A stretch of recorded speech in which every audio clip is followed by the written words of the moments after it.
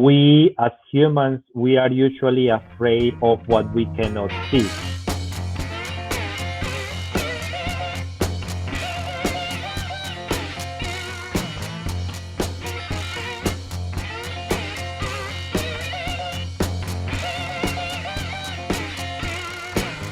Welcome to Founders Voyage. We are fortunate to have two speakers today.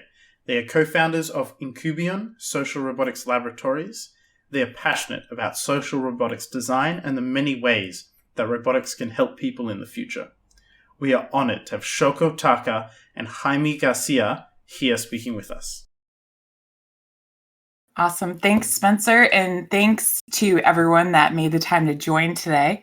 Shoko and Jaime have offered to start us off telling us a bit more about their journey. And then we'll open the floor for questions and discussion. So if you do think of questions while Shoko and Jaime are speaking, please feel free to type them in the questions and discussion channel.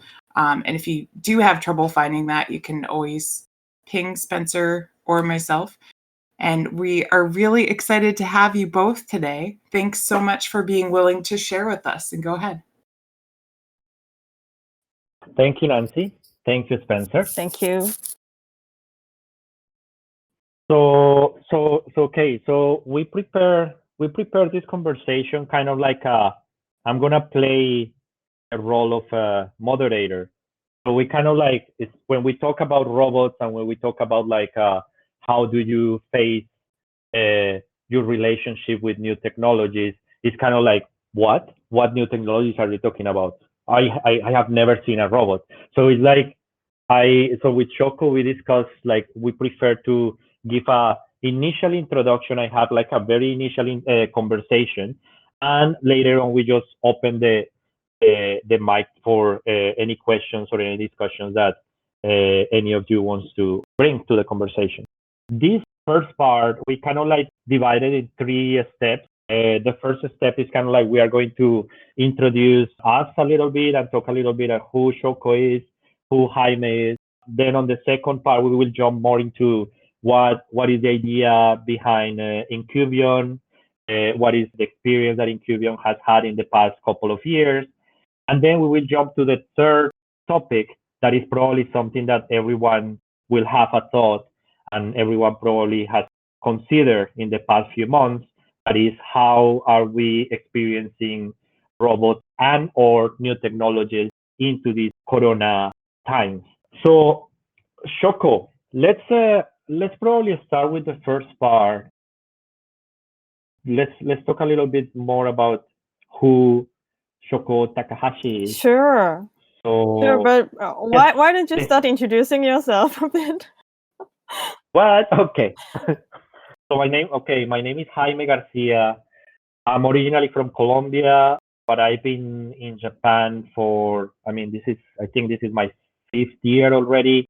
I'm a product designer, but since I came to Asia, I've been working mostly into design strategy and more recently user experience design. The concept of user experience these days is seen as only digital, but what I'm trying to bring from my experience is the user experience from digital and from physical objects. So that's kind of like what I've been doing these days. Then I'm working with Shoko, but I think Shoko will talk a little bit about that when she introduces herself. Yeah. Okay, thank you for the introduction. And hi, everyone. My name is Shoko Takahashi, and I founded a company Incubion since 2018. And we are a company that providing a robot experience design, which we are going to explain a little bit more in later. But we mainly deal with service robots that are supposed to work in a social environment than the industrial environment, such as factories. So whenever we talk about robots, that is usually about not industrial robots, but the service robots. That's something. And I met with Jaime at our entrepreneurship bootcamp class 3 in 2016 in Seoul. And as many of you knew that during the time, because he wasn't in my team, so we haven't barely talked to each other, but we knew that we both came from Tokyo, and then so afterwards we get together and start working together, and now we're in partner in business. When we came back to Japan, I knew there was someone from MIT that was living in Tokyo, so we met with Shoko here, and she started talking to me about how to make a platform for robots that get in touch with real people and society in general, and robot providers can connect with people who don't have any literacy and would like to know more in order to experience and to have a life where robots and society in general can interact. And I was like, this sounds very interesting, but I don't know anything about it. Maybe Shoko, can you explain us a little bit more what is Incubion and actually how Incubion became a real thing, how it started? Maybe this is a story that Jaime heard from me hundreds of times. But anyway, so my background is I was working as product planner in automotive company, and it's a job to make a product more distinctive and trying to win the customer's heart and trying to winning the market in the end. When I was assigned to a project of commercializing humanoid robot called Asimo in 2007, and my main interest was like, how can I make this robot more feasible and affordable and something acceptable in the society? So now the humanoid robot is just a human shape, one head, two arms, two legs, a robot. And I was working as a product planner, but because the team was so small, so I had to do some kind of demonstration sometimes. So I worked with this robot together. Literally speaking, I work with him. But anyway, so my job was like how to commercialize it. So we were a team of engineers and researchers and strategists like me, and our job is trying to bring this robot and trying to find a task that robot can perform and develop services. So we went to a lot of companies, hotels, hospitals, amusement parks, and I mean, most of the time, whenever we have our first meeting, and the clients, our potential clients are like very fascinated. They said they were so glad to meet us, and they are speaking with us with sparkling eyes, and then start asking us a question like, "So can the robot do this and that?" And then they're so fascinated. But even before half an hour passed in our meeting, they start showing the signs of disappointment and underwhelmingly sigh because they found out the robot cannot do anything as they expected. And as many of you can easily imagine, I mean, the most of the time we failed to make it in business. And the reason was so clear. I mean, the shape is quite cute, but because of the lack of capabilities that stem from the unfledged technology, it's really hard to make this robot do something that the people are expecting. And technology hadn't reached to the point that the robot can fully assist our lives around us. The engineers solely blame themselves. I mean, they always think that technological progress hasn't been sufficient, and that is the single absolute answer to fill the gap between what robot can do and what people expect the robot would do. And then that's true. I mean, that's so true that we need more technology to make possible that the robot can help us. But at the same time, I had different opinion about what is necessary. And that is like, so whenever we talked with the potential clients, the reactions we had, and when we explain about the prerequisite of robot population, and then they start hesitating introducing robots to their environment, asking, okay, what is access point and why do we need to add new infrastructure to our building in order to let robots work. And you cannot actually really blame them for ignorance, because imagine it was 2007 and it's like a year that iPhone was first introduced to the world, and people are never imagined that Wi-Fi network are so essential in lives like now.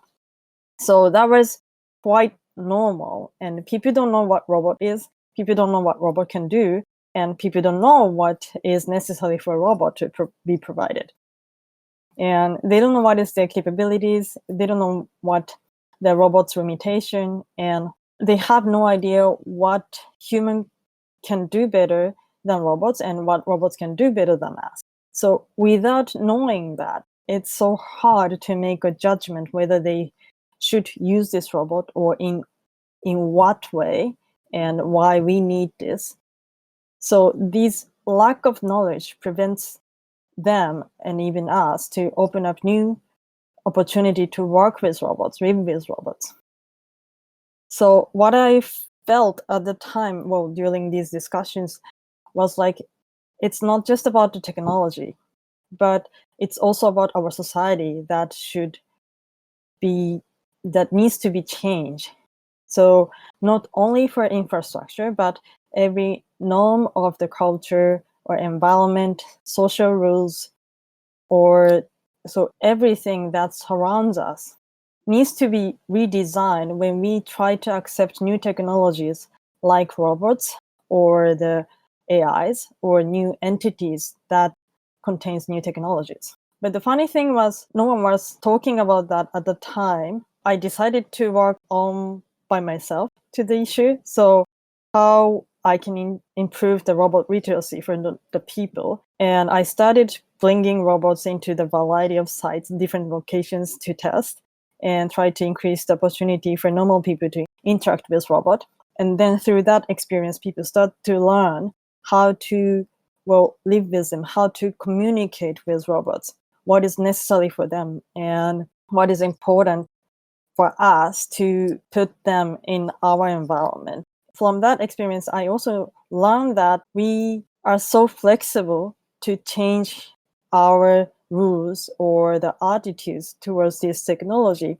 Because if you imagine if you have Roomba, the robot vacuum, into your room, and then you probably heard of the story that people start to removing obstacles so that the robot can work properly. Once we start learning how robot will behave, and then we start to change our rules and environments, and then trying to figure out the best way to collaborate with it. So I haven't known that what is these trial and of redesigning at the time, and I tried by myself, and then I always thought if there's any expert on this, then I really would like to get advice of someone. And then later I learned this is something that people call experience design, and then that led me to somehow hire me. That's when we start to introduce the idea of experience design into robotics.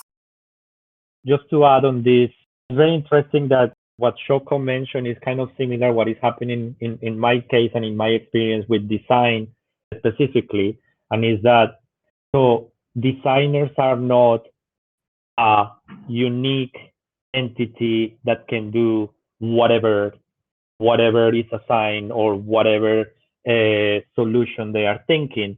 At the same time, Incubion or Shoko specifically is not the person who knows all the robots and who knows how all the robots behave and can solve all the problems that society needs with robots. So the interesting point here is that the designer is kind of like a mediator. So Incubion is a mediator between the people who are robots, who are working with robots, or who knows, or who are probably they are the experts in robots, and the society. Because when we start discussing about what's really the role of Incubion in the society, is like there are people who would like to understand robots, who are probably afraid of robots, and they don't have the ways to find information that makes them feel less scared.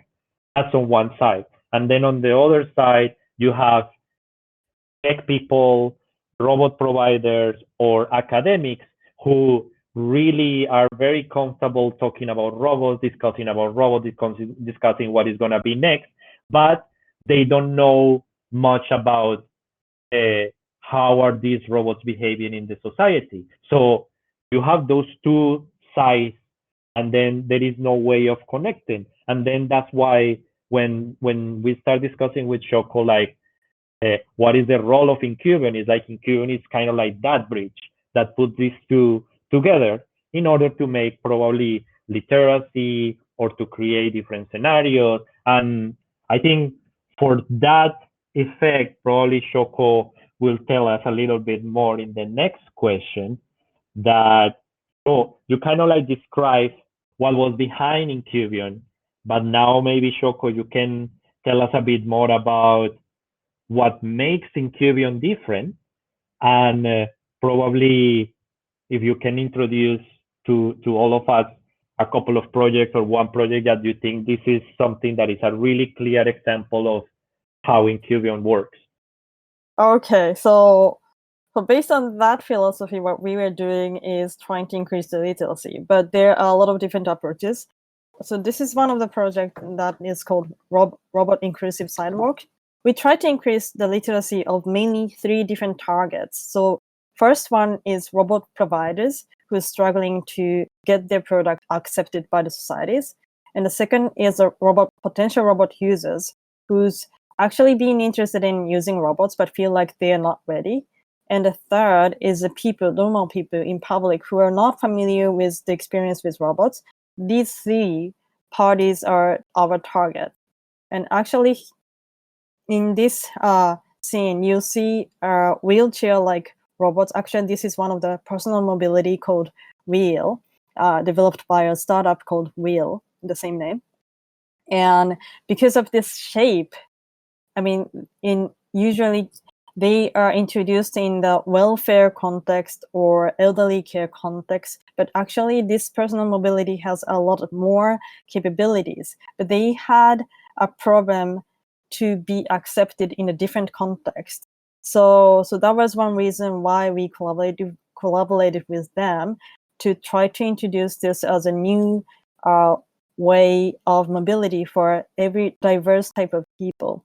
Another parties who's approaching us is called Tokyo Midtown, which is a huge commercial complex with hotels, office buildings, and parks.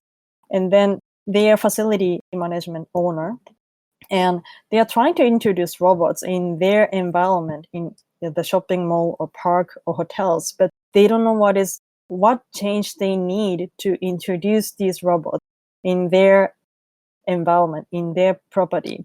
So for example, like what kind of environmental caution is needed, what kind of operation is needed, what kind of patrolling is needed. So these types of things. So they wanted to try out without making this event like too much promotional or one-time event, but they really want to learn from this experience and trying to transform themselves, their current operation, so that they can accommodate with robots in the future.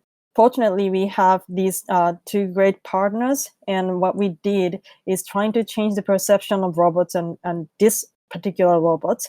So in this case, trying from the wheelchair-like mobility, which is targeted only for the elderly or weak people, but we try to invite to drive everyone from the tourists, locals, and even the park staffs, so that we can not only introduce the capability of robot, but also including these locals who's always been there. They start seeing these robots, one of the normal scene. The most impressive scene is like people driving this wheel robot, but among the others, even who's running and jogging, and the kids are just playing around.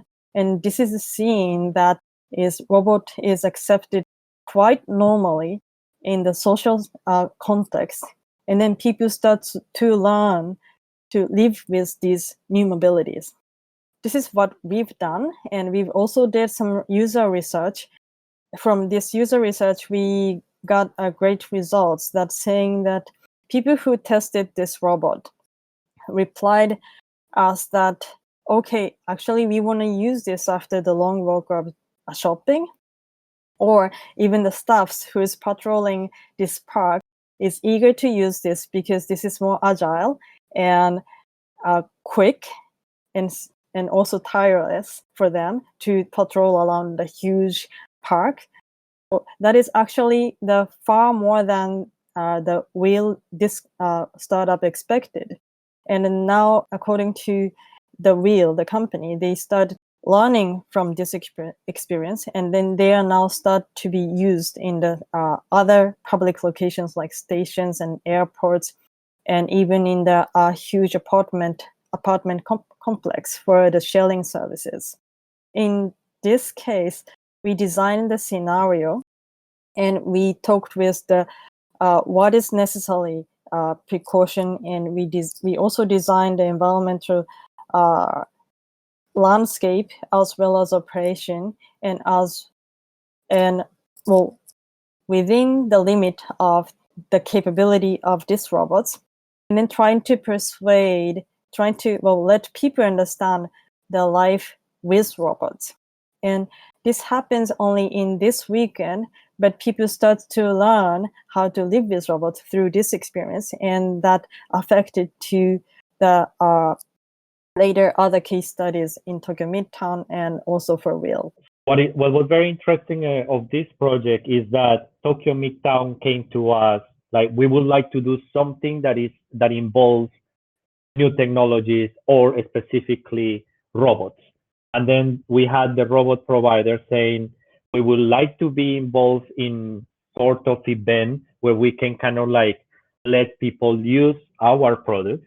And then we were, again, as I was explaining before, we were like in the middle. It's like, okay, we can propose this scenario where real people who doesn't know anything about this product can come to us and do a test of a product that has the image of is only for people with disabilities, or is only for the elderly.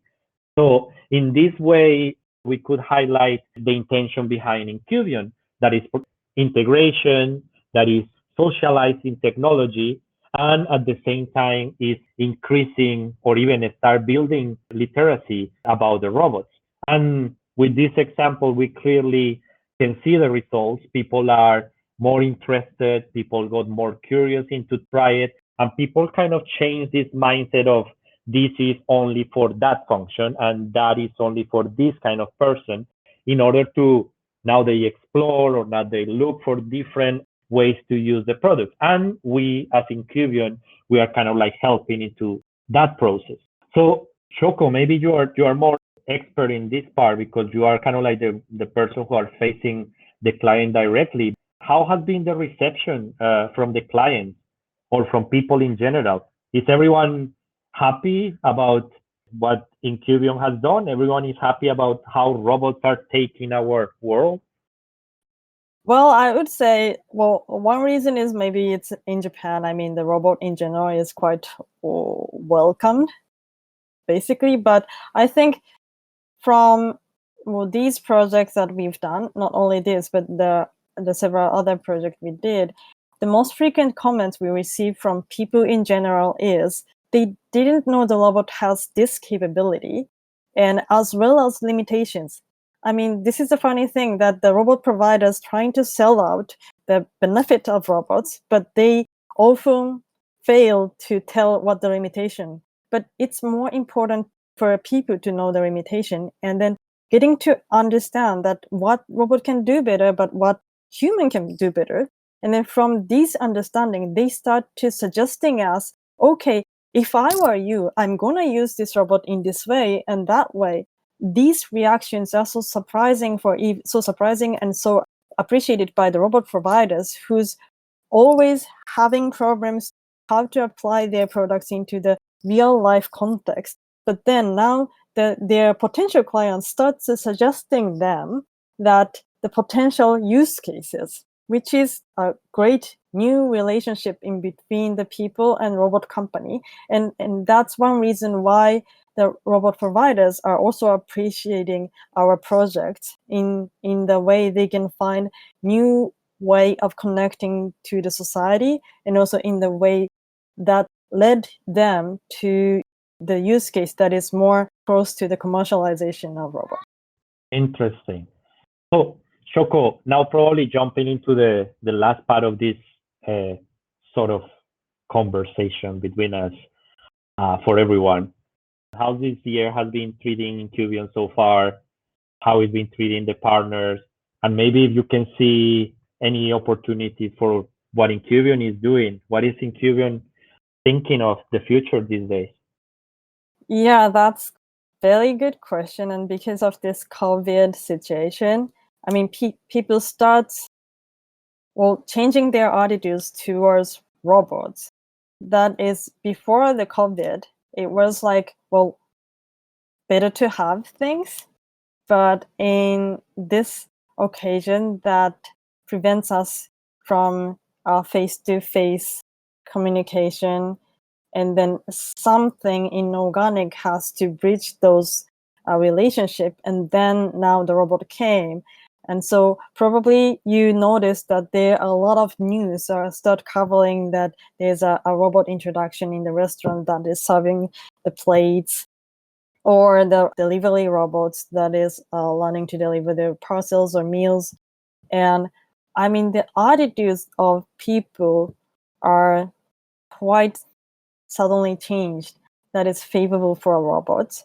But still, I see they're trying to introduce robots, but still many of them have in mind, if the robots came into our environment, that will work instantly. If we start to think about the living with robots, and then you start to think about how we can change, how we can accommodate ourselves, our society with the life with robot. And then to that point, I don't think the discussion is coming yet, but people start to understand that the life with robot is coming very close to us, and that changes us in the way that, well, before COVID, it was like there are two steps for us to, well, do our project. That the first is try to convince people that there's something that robot can do better and that might, well, benefit you. And then after this awareness, we start discussion with, so how we can change, so what is the goal, and how we can form the new scenario that both robot and the human can work together comfortably. But in the first part, now that we don't have to persuade anyone the necessity of robots, because now most of the people are quite aware of we need robots, and probably in the future normal. So the good thing is we can just jump into the next discussion, how we can create new scenario to live with robots. That's the good thing for us, I think. And still, I mean, it's a good opportunity for us that people start understanding the necessity of how we should increase literacy of robots. And then that is more urgent needs for most of them. So maybe you can introduce our new project, Atta. Well, maybe I give a short introduction. So at the same time, we have been working with different partners into what we call building scenarios for robots, and kind of like that is increasing these days because of the current social situation. At the same time, we are working hard on building what I mentioned before, literacy. And for that, we are working on a project called ATA, which means I found it in Japanese. And the idea is to build, maybe Shoko will get a bit angry if I say it like that, but to make it very clear, it's like the Instagram of robots, or like the Tinder of robots, or the Facebook of robots. And the idea is that it's very hard for people, for normal people like any of us, to go into Google and find the robot that you found on the news, or the robot that probably you need at the house to mop your floor. unless you have certain knowledge, you might go to the sources, but otherwise it might take some time, it might take some experience. So what we are working on is to kind of like a database of robot searching. Even for me, it's sometimes hard to find out, well, one specific robot, even though I've read in an article on the other day, and then when I really want to recall it, and then it's still hard to find out what exactly the robot is. Obviously, it's harder for the normal people who has no knowledge about a specific term of the robots to find out a robot whenever they feel like, oh, I really want to do these things to be done by something else. And then so that's, I mean, the quite simple, but the most obvious hurdle for the most of us to get to know about robots. And then most of the people has some fears of, well, asking people about robots because they don't know anything, they don't know who to ask, what to ask, and also once they could finally found someone to ask, and then there's a fear that, what if I couldn't understand what they're talking to me? I think it's a great missing opportunity that for people to get to know more about robots, and then I try to solve that problem in some of the different platform, as you say, the robot database, by the robot database. And then again, like following Incubion philosophy, we are building that connection, or we are being that bridge between society and robot providers.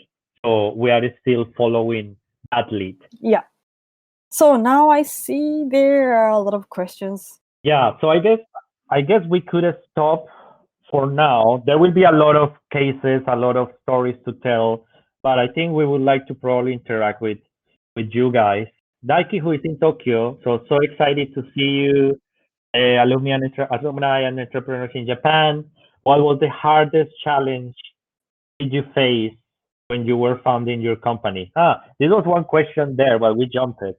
The hardest challenge was like, it's hard to explain the motivation of myself to the people who has nothing to do with robots. I mean, for most of the people, robots are something that, well, if you have one robot, every single problem you have is solved, but it's not. And then trying to break that misconception is the hardest. And it's because that is so hard. So no one at first could understand what my intention is. That's so hard to find out partners. But well, I fortunately found Jaime who's being interested in my ideas. So yeah, hard to explain to others is the hardest thing. Yeah, and I think I agree with you. The hardest challenge was probably to even to start everything by your own. So I think we were kind of lucky to be working together on this, because the challenge is to be by yourself, believing in your idea and kind of pushing your idea forward, even if you are in your own bubble. So sometimes I even have to burst Shoko's bubble, and sometimes she has to burst my bubble, because we need to look outside and we need to understand that things are not always the way we think they are. So that's probably what is the most challenging. Then, how do you guys identify new real life use cases for your clients' robots? And can you share some of these examples? Yeah, that's good question. And but one thing is, for the most of robot providers, the tendency is like they're focusing on their robots so much, and then they see the robot's application in their perspective. But if you have a lot of different use cases, as you acknowledge, and also I had a fortune to get to know with people in the art and design field who's trying to utilize these robotic new technology into their artworks. So I can have the inspiration from their artworks, and then I had some idea to how to apply these ideas into the real life, and then that is sometimes very unique from the perspective of our clients, the robot providers. So that was the one. And if I introduce one example, maybe there's a one company called Denso who used to be and still making the industrial robot arms, but they are trying to create the new mobile arm robots so that you can use on your desk or lab. And then they were trying to find a way to promote the benefit of these robots. And Jaime and I introduced some ideas to making competition in between the humans and the small arm robots, and then trying to see which one wins in the competition. And then that was quite interesting because the robot was actually operated by the AI algorithm.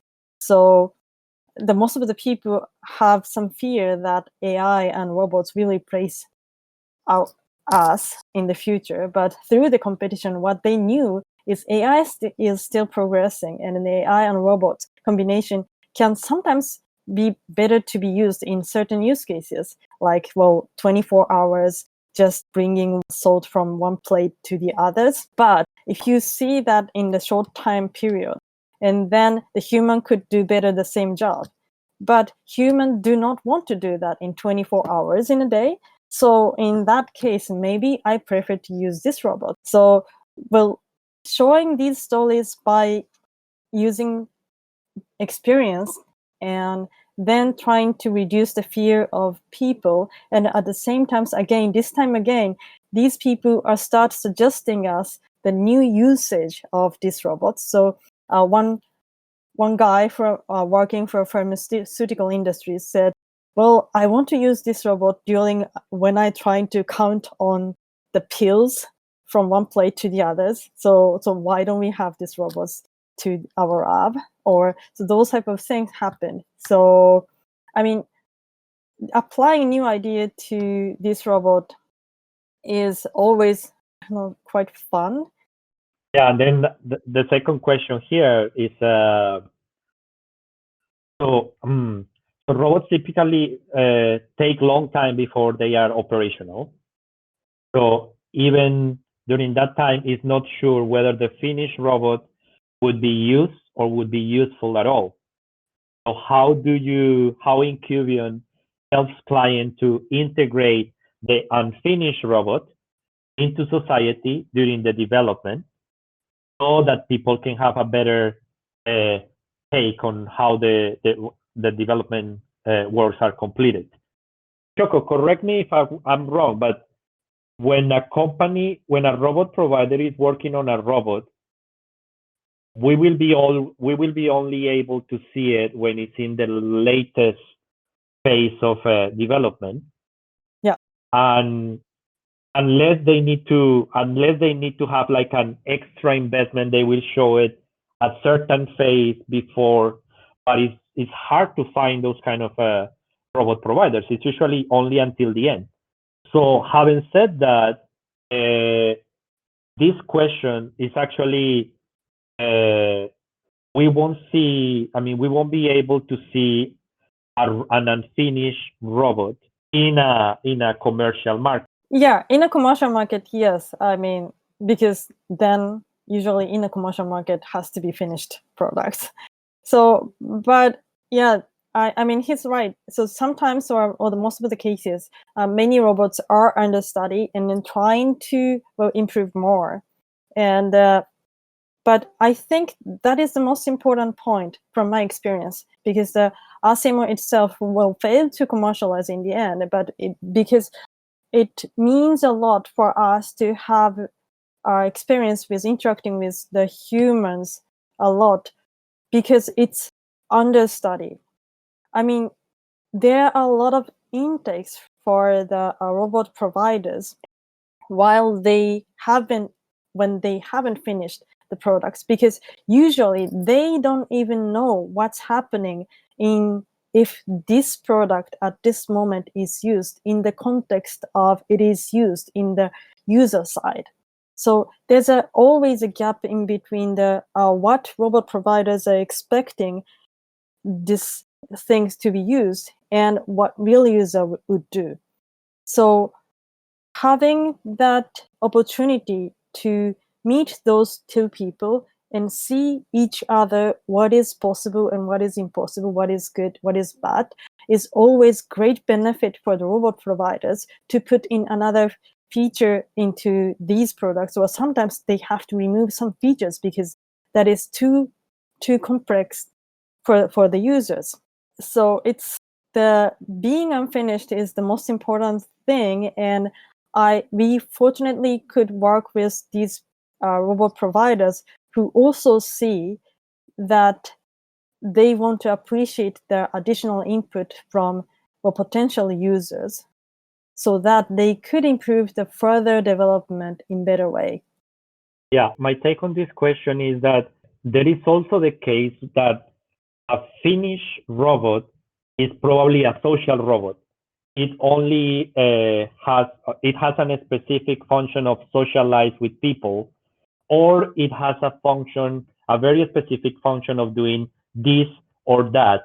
But then within Incubion, we realize those robots could behave in a different environment, in a different scenario. So in that case is when we probably start doing a pitch. So, for example, this project that Shoko introduced early on, is like instead of using it for the healthcare environment, why not bringing it into the tourism environment, for example? And then we start kind of like having that conversation with the robot providers, which is not unfinished, but it's probably not in a diversified market. Okay, Rachel, do you feel that the public could be re-educated to not have these unrealistic expectations of robots? Do you think the culture, so for example, movies and in general sci-fi, has created an attitude to overestimate robot performance? What do you think, Shoko? Yes and no. And of course, people are overestimating to robots. But more than that, I mean, not only the robot providers, but we very much have good influence. We have good influence from these sci-fi movies about our futures. And then, so by having that image, sometimes help us to accept things in the way of, so, well, one example is like, well, Wi-Fi or the, let's say, the Apple Watch kind of thing. I mean, it was like a sci-fi, what Apple Watch could do is like sci-fi, but I mean, we have that right now. So having those images is, in most cases, help us to live with, well, at first, I mean, to feed a great inspiration to the engineers and researchers. And the second, I mean, having the common knowledge about the usage of a future product is something so beneficial. I mean, it's hard to explain something you could never imagine, but beneficial, and then to persuade people. But if you have certain image, and then if you could explain that, oh, that thing used in the Star Trek in this scene, something like that, it's easier for people to get to understand the image of that. So I wouldn't say that is only providing bad influence on that, but on overestimation, but we all also have the good influence on that. So, Rachel, what I think on here is that I don't know if it's called re-education, but it's probably, we're talking about literacy.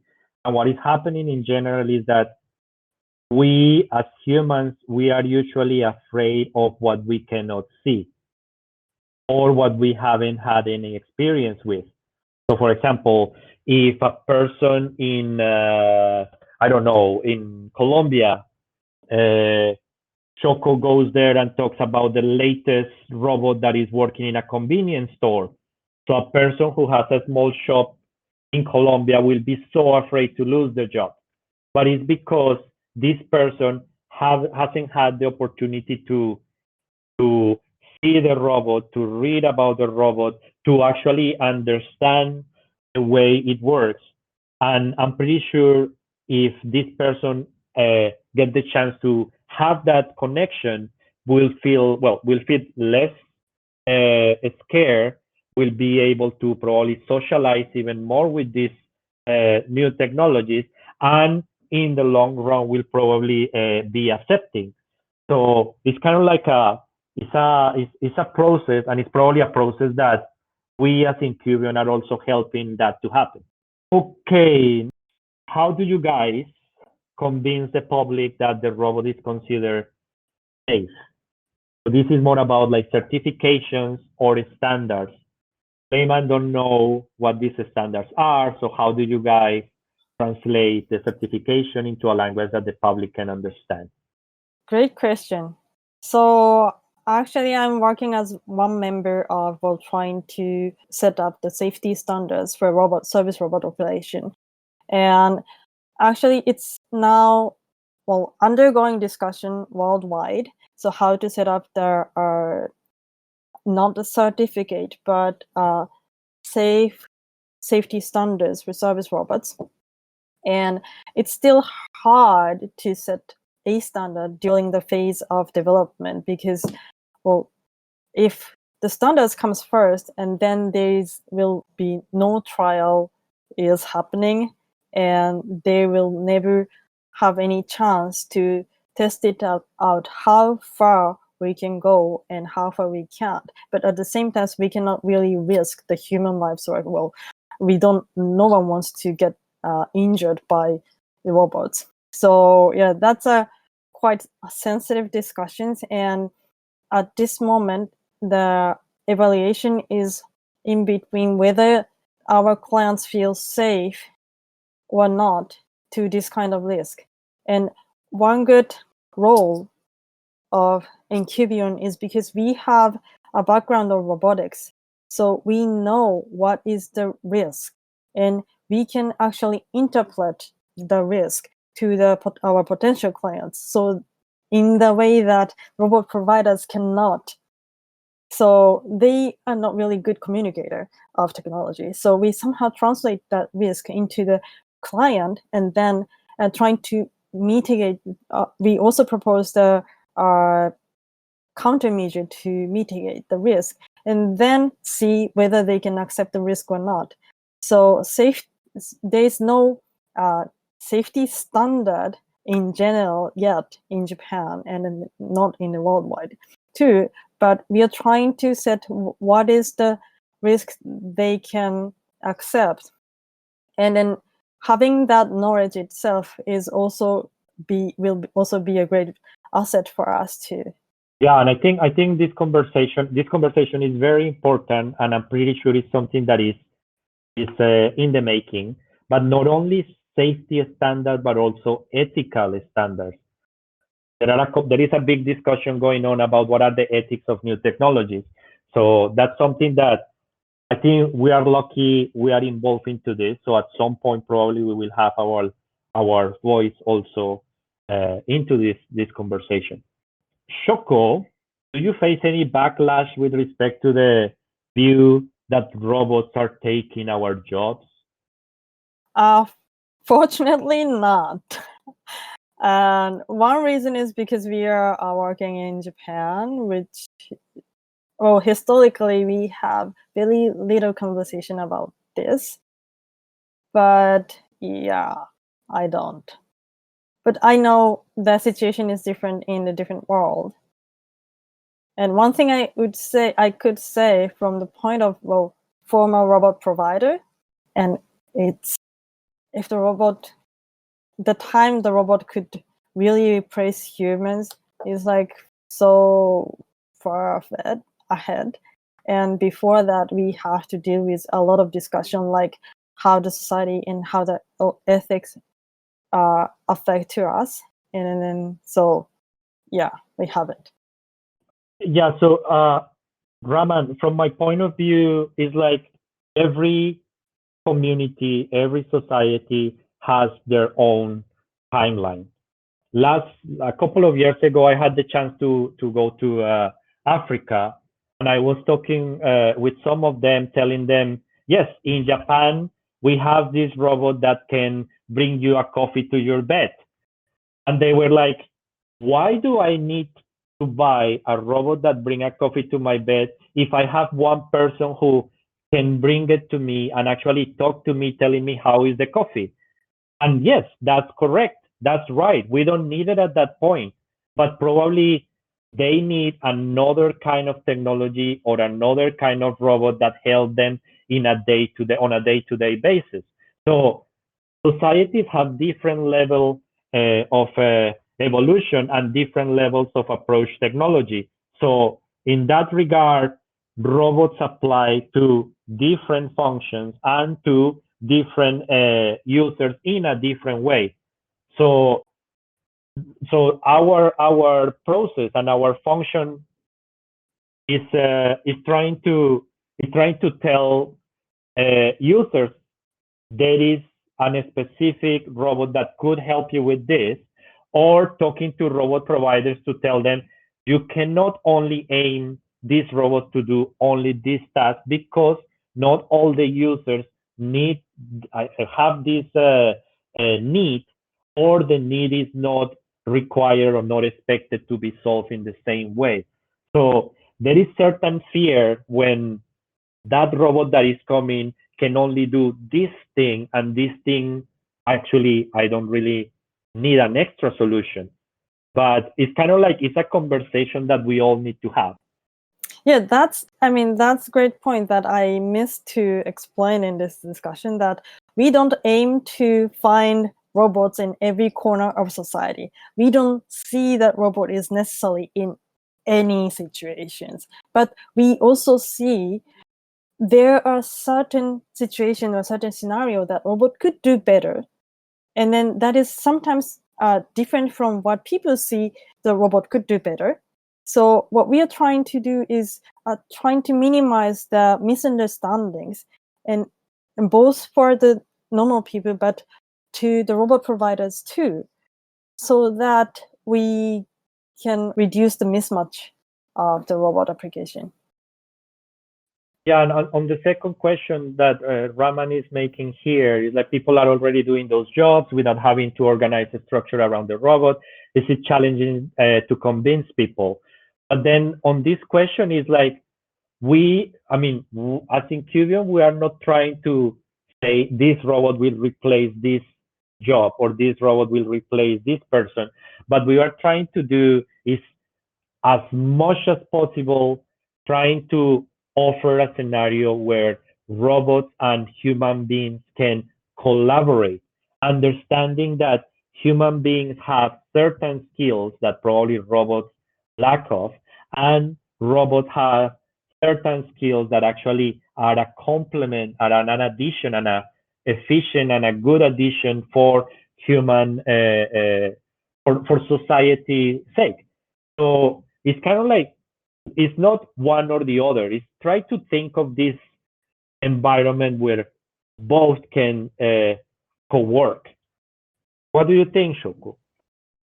Yeah, exactly it is. And then so in the case of challenging to convince people is like, especially for the robots for elderly care, and then because of this aging society, and then also the lack of numbers of people who's doing their caretaking jobs.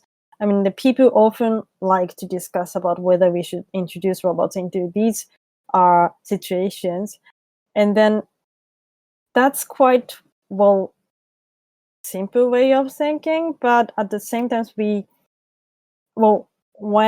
whenever I visited the elderly care house, and most of them doesn't have Wi-Fi into these rooms, and then so also their caretakers are not measured by how much they work. So if some of the caretaker wear a robot suit, that will help to carry people, And then that's just end up being that they're exploiting that employee by powering him out. So we need to think about the evaluation system of these employees, and then they need to change the whole way of thinking about what is working for people in the care, elderly care houses.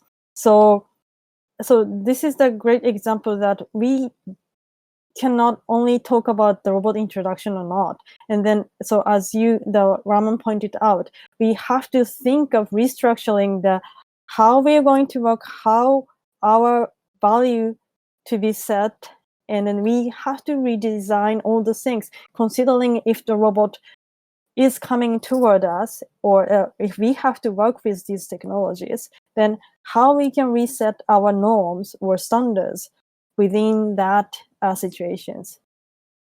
So yes, it's challenging and it's hard to convince people, not only the fact that, but also to convince people that the restructuring, whole total redesigning is needed.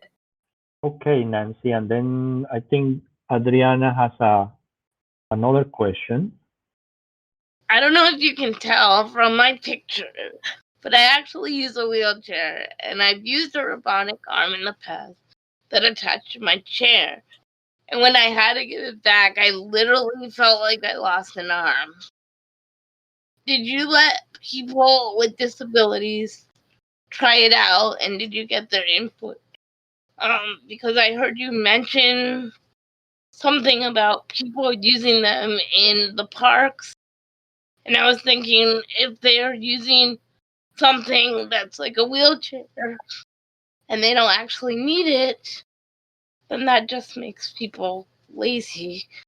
And people like myself could really benefit from this. And I would totally love to try this out. Yes, one example of the project that we haven't covered in this discussion was how we can change the environment more inclusive for even the people in disability or the robot as well. And then there are some ideas, we haven't really implemented that yet, but about let's say the robotic trains. Because, well, when I work with the people in Wheel, the startup, they were also working for the people who has the disability in legs. So therefore, there are many wheelchair users in the Wheel customers. And then I heard a story that they have a lot of problems just to get into the train, and because there's a gap in between the platform and the train, and then every time they need some help of someone in the station to help them out to get into the train. And then my answer was like, why don't we change the train itself as robotic in robotic way?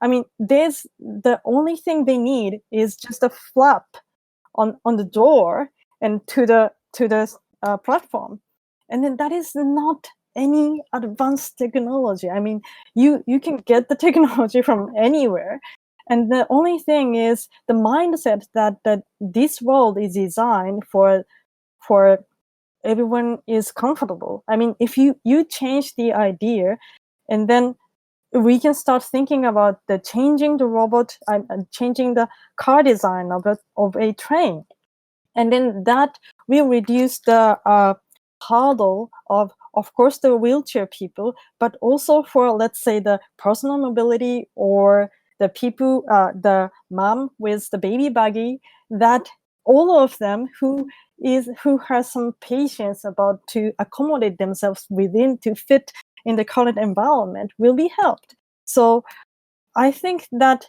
our idea of changing environment, changing the standard we see through the robot is also should be applied to that kind of change. So if that could include the answer for you, and maybe the Jaime should add something. Yeah.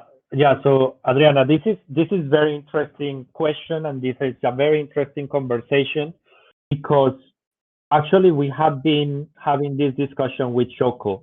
The easiest way for robot providers and the easiest way for companies who are thinking in developing new robots is to make a social robot.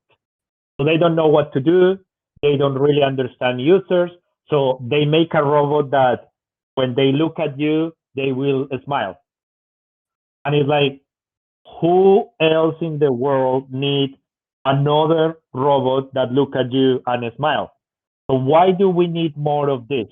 There are people with real needs, and there are people who really need their environment change to be thinking on another social robot. So part of our role in Incubion is to kind of like start throwing that question to the robot providers and also try to build scenarios where, as Shoko mentioned, the train is a really good example. It's like, why don't we think of implementation of technologies or implementation of robots that actually are beneficial for people who really need it? But I mean, it's also a matter of business. It's like if I sell my social robot, I will get to sell 500. But if I make a robot that is gonna help people to get on the train, maybe I help 3 people. So that's not beneficial for my business. So we are trying to work on that mindset that is not like, it doesn't mean that only one person will use it, but it's kind of like we try to expand the business and we try to expand the market. So it's like everyone is welcome, because it's also that not because this person is with certain disability, this technology is for you and now you will be unique, and every time we see you with that robot you will be treated as a person with disability. That's also not something that we want.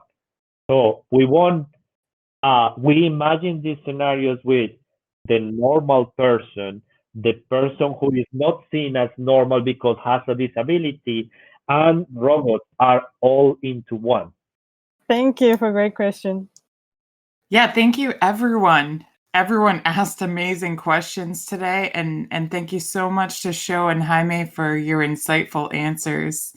Really appreciate you taking so much time. Have a great day and an evening ahead. Yes, thank you very much all, and Nancy and Spencer, thank you for organizing all of this great discussion. Thank you everyone, and definitely we'll keep in touch. This conversation is not over yet. Thank you so much.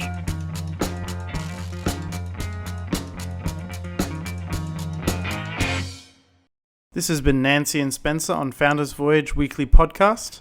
Our speaker each week can be reached through our Discord server. Our intro and outro music is from the song Something for Nothing by Reverend Peyton's Big Damn Band. We'll be back again next week for another episode. Until then, have a great day and continue your voyage.